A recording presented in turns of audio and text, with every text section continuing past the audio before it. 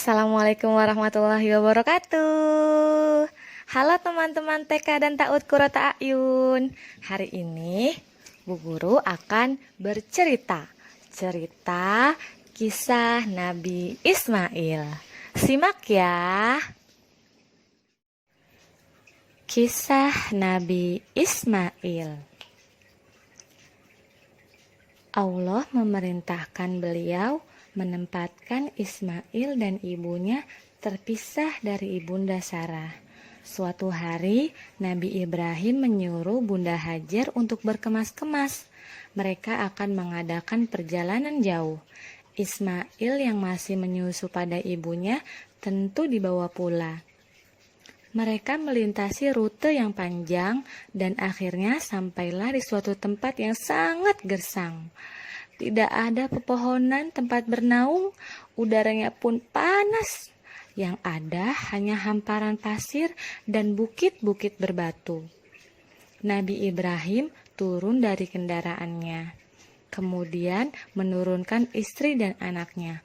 Tanpa berkata apa-apa, beberapa saat kemudian beliau beranjak dan pergi meninggalkan keluarganya.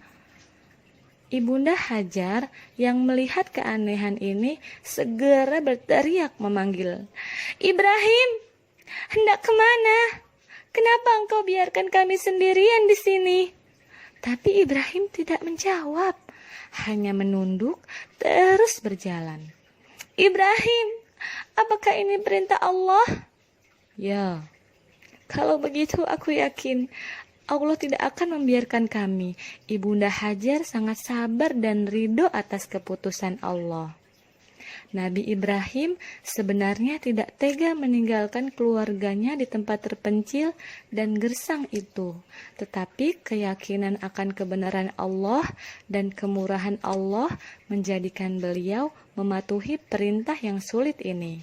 Dengan berlinang air mata, beliau berdoa sebelum kembali ke Palestina.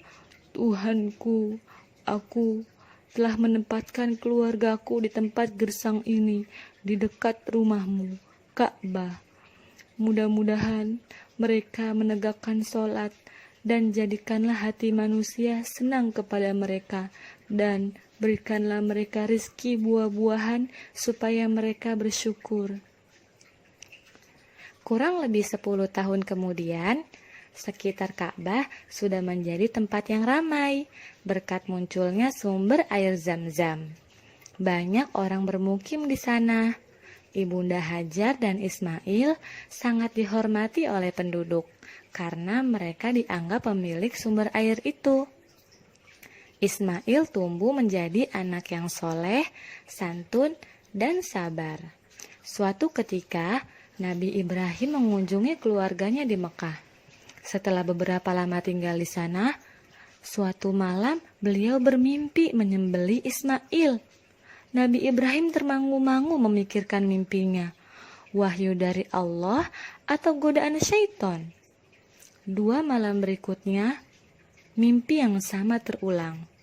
Maka pagi harinya, setelah mimpi yang ketiga, beliau yakin ini adalah perintah Allah yang harus dilaksanakan walaupun terasa sangat berat di hati. Nabi Ibrahim bermusyawarah dengan keluarganya tentang mimpi itu. "Anakku, aku melihat dalam mimpi aku menyembelihmu. Pikirkan, apa pendapatmu?" Ismail sangat memahami bahwa ayahnya adalah Nabi Allah. Mimpi para nabi adalah wahyu ilahi. Dengan mantap ia menjawab, "Ayah, laksanakan perintah Allah. Insya Allah aku akan sabar menerimanya." Bertambah rasa syukur Nabi Ibrahim, bertambahlah kecintaan kepada anaknya. Bertambah mantap pula hati beliau melaksanakan perintah yang sulit itu. Berangkatlah Nabi Ibrahim dan Ismail menuju Mina, tempat penyembelihan. Sepanjang jalan, iblis menggoda mereka. Akhir mengurungkan niat pengorbanan Ismail. "Ibrahim, dasar ayah tidak punya perasaan. Anak sendiri mau disembelih. Ingat, kau berdoa puluhan tahun meminta anak. Allah sudah memberimu anak yang soleh. Sekarang kau mau sembelih, ha? Tapi Ibrahim mengambil kerikil-kerikil dan melempari iblis. Beliau tidak bergeming dengan godaan-godaan itu. Hatinya dipenuhi dengan keyakinan yang mantap kepada Allah. Begitu pula Ismail. Sampai di tempat penyembelihan, Nabi Ibrahim membaringkan Ismail bersiap mengayunkan golok yang tajam ke leher anaknya. Lalu Allah berfirman, "Hai Ibrahim, engkau telah mentaati perintahku. Ini adalah perintah yang sulit. Aku memberi balasan orang-orang yang berbuat baik." Allah mengganti Nabi Ismail dengan seekor domba yang besar. Itulah yang kemudian disembelih sebagai kurban, sedangkan Ismail tidak jadi disembelih. Peristiwa ketika Ibunda Hajar ditinggalkan sendirian bersama Ismail ketika masih bayi dan pengorbanan Ismail diabadikan dalam rangkaian ibadah haji kita. Peristiwa penting lain antara Nabi Ismail dan Nabi Ibrahim yaitu ketika Allah memerintahkan mereka meninggikan bangunan Ka'bah. Pondasi Ka'bah sudah ada sebelum masa Nabi Ibrahim. Beliau dan Ismail hanyalah meninggikan temboknya. Ka'bah itu kemudian menjadi pusat ibadah sholat dan haji. Ketika tembok sudah tinggi, Nabi Ibrahim kesulitan membuatnya lebih tinggi lagi di atas jangkauan tangannya.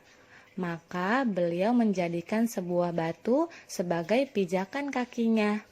Pada batu pijakan itu membekas tapak kaki Nabi Ibrahim yang dinamakan Maqam Ibrahim yang bisa disaksikan sampai saat ini.